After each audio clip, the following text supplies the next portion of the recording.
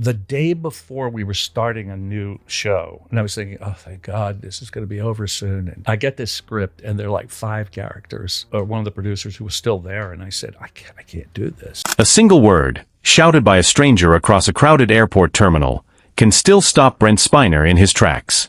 Not his name. Not a compliment. Just one word, barked out like a command: data.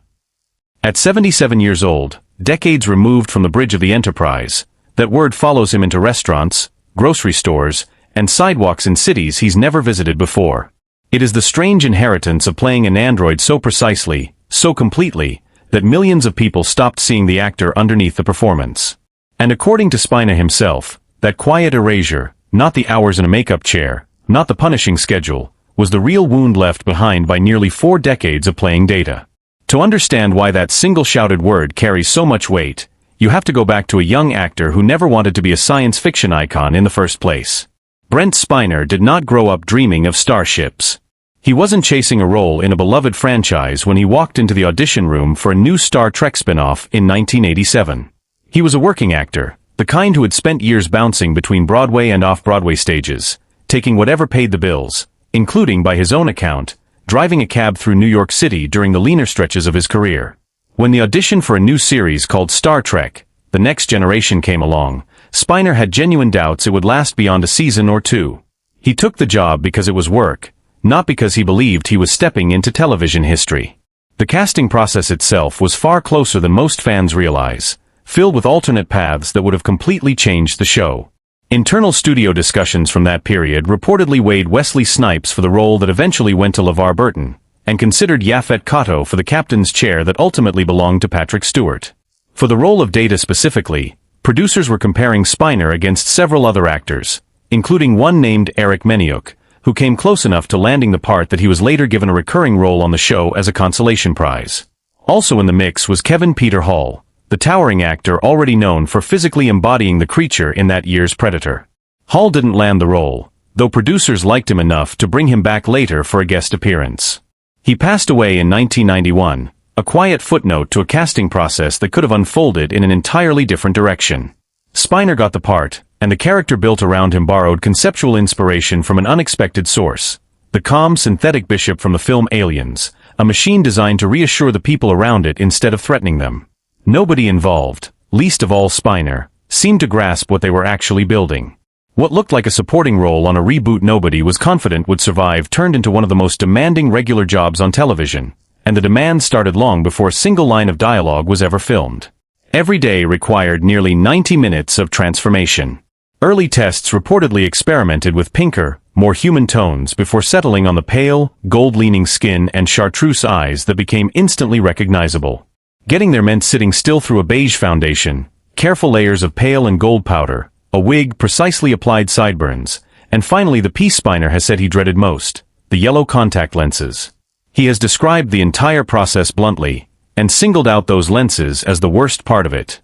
Wearing colored contacts for hours, at a stretch, day after day across years of production, wasn't simply uncomfortable. It led to real physical consequences, including recurring eye irritation and infections that built up over the length of the show's run, never resetting fully before the next season began. Audiences watching Data calmly deliver technical dialogue on screen had no reason to suspect any of that was happening behind his eyes. Spiner has credited the show's makeup supervisor, Michael Westmore, with making an objectively rough process as bearable as it could be. There's a quiet irony there. Westmore went on to collect multiple Emmy Awards for his work transforming actors into aliens and androids across the Star Trek franchise. Spiner, the man actually performing underneath all of that gold paint, never won a single one for playing the character it was built around. That detail matters, because it reveals the makeup wasn't really the deepest source of his frustration. It was a genuine burden, but one he came to accept as part of the job. The heavier weight was waiting for him after the chair, once the cameras started rolling. Almost nobody outside the production ever saw the sheer volume of memorization data demanded.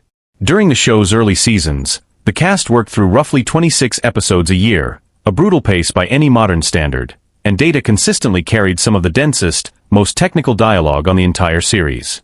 Across the full run of The Next Generation, Spiner appeared in around 176 episodes plus 4 feature films, meaning this grind repeated itself for the better part of a decade.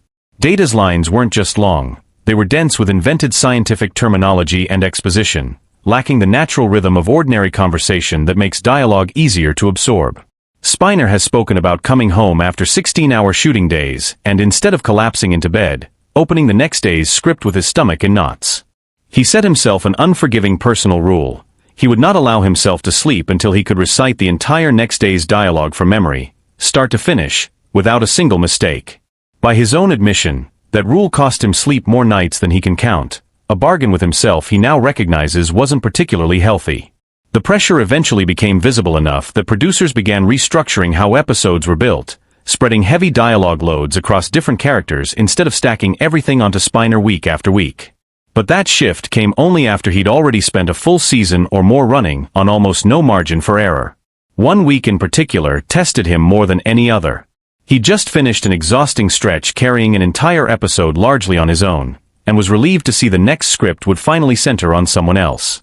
Instead, the next script turned out to require him to portray 5 separate characters within a single hour of television. He has described feeling genuinely anxious just looking at the pages, anxious enough that he called producer Jerry Taylor and told her honestly that he wasn't sure he could pull it off. Her response was brief. She told him she had faith in him. Somehow, he found a way. The episode, built around Data channeling 5 ancient personalities including a sun deity and a moon deity locked in mythological conflict, became one of the most divisive hours of the series, remembered as much for its theatrical excess as for the sheer physical feat behind it. Spiner has said his castmates struggled to keep straight faces watching him work, including a late-night scene with Patrick Stewart that dissolved into laughter take after take, much to the exhaustion of a crew running on fumes after a brutal week of night shoots. For all that strain, Data did bring Spiner real recognition, at least on paper.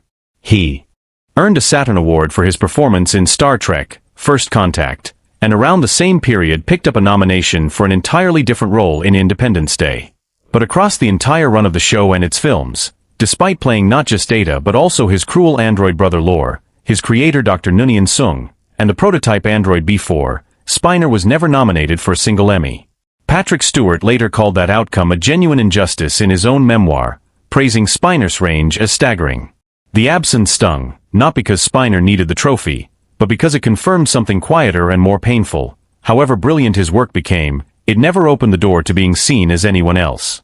By 2002, after the 4th feature film wrapped, Spiner made a quiet decision that would last nearly 2 decades. He stepped away from Data, and the story gave him a fitting exit, sacrificing himself on screen to save his crew. The deeper reason wasn't burnout from makeup or memorization alone, though both had worn on him. It came down to something more fundamental. Data doesn't age, and Spiner, visibly, unmistakably, did. Continuing to squeeze into an ageless design decade after decade began to feel less like a creative choice and more like an uncomfortable mismatch. So he simply moved on, working steadily elsewhere, including years voicing the Joker in animated television, without any dramatic farewell. Nearly 20 years later, he returned for Picard, drawn back less by nostalgia than by a reluctance to watch a story he'd helped originate continue without him. This time, the production made a choice that finally resolved his oldest frustration. Instead of forcing a man in his 70s back into hours of gold paint, the new synthetic body written into the plot was designed to simply look like Brent Spiner, gray hair, natural skin, nothing hidden. Only the chartreuse contact lenses remained. For the first time since 1987, he could play Data without disappearing beneath him. The very tension that had once pushed him away, an ageless machine worn by an aging man, was finally written into the story instead of buried under it. And the man once reduced to a single shouted word on the street got to return to that role looking, for the first time in decades, unmistakably like himself.